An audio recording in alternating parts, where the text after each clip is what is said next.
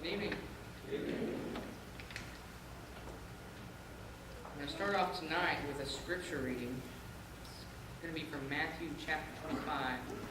Matthew chapter 25, it's from verses 31 to 46. If you'll turn.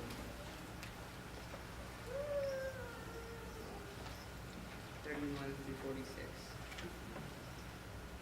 When the Son of Man comes in his glory and all the angels with him, then he will sit on his glorious throne.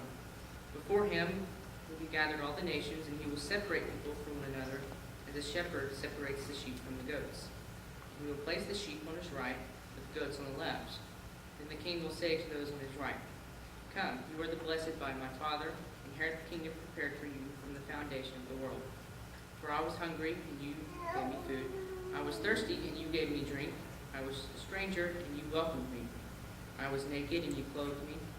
I was sick, and you visited me. I was in a prison, and you came to me."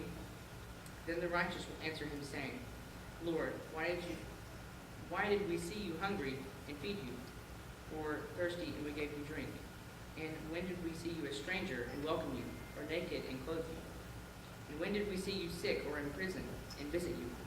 And the king will answer him, "Truly I say to you, as you did it to one of the least of my brothers, you did it to me."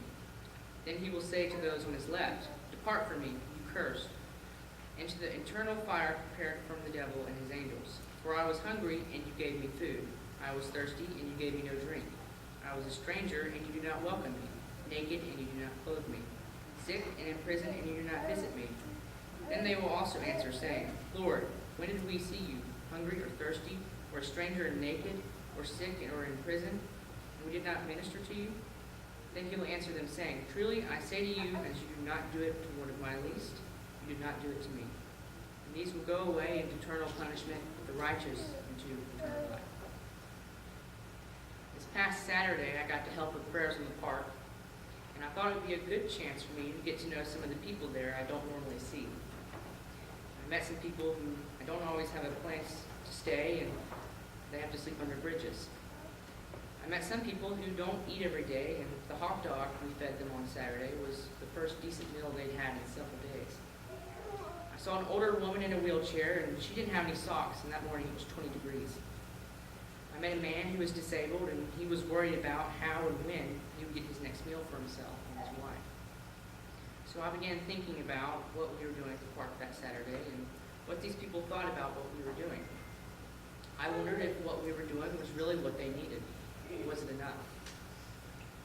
Was there something else that we, the church, could be doing to better serve their needs? Or the guy in the wheelchair told me that some of the homeless chose to be that way, and they wanted handouts and money. Some were addicted to drugs and were on the streets because of their addictions, but he said many people, like himself, didn't want a handout. They just wanted a hand up. And they needed someone to care about them and get to know them, and not just hand them money. Another person I spoke to said the thing that he feared most was the cold nights and the wind. He told me that a lot of nights the shelters filled up fast, and so a lot of people were left outside for the night. He said if he could just get out of the wind, it would be a huge blessing. But the truth is, based on what they said, it really is not enough. They were a little shy about talking about it because they didn't want to seem ungrateful for what they were doing, for what we were doing that Saturday, giving them the lunches and clothes. And the fact is that these people are desperate for help, and not just money. They need someone to know them by name, and they need a church to embrace them and to understand who they are and why they are homeless. Many are not living on the street by choice, and they just want work. But they don't just want the right people willing to sit down with them and become emotionally connected to them. They want people to take time and energy to do this. After spending a day talking to these people, I wondered how Jesus would have helped them. I wondered if he would have left on Saturday feeling like he'd done everything he could to try to help them. That after feeding them and giving them clothes on this day, he could go home and not worry about them anymore. For me, Saturday night, getting into a warm bed with heat, I felt good for what I had done. But I also thought there was a lot more people I could be doing and helping.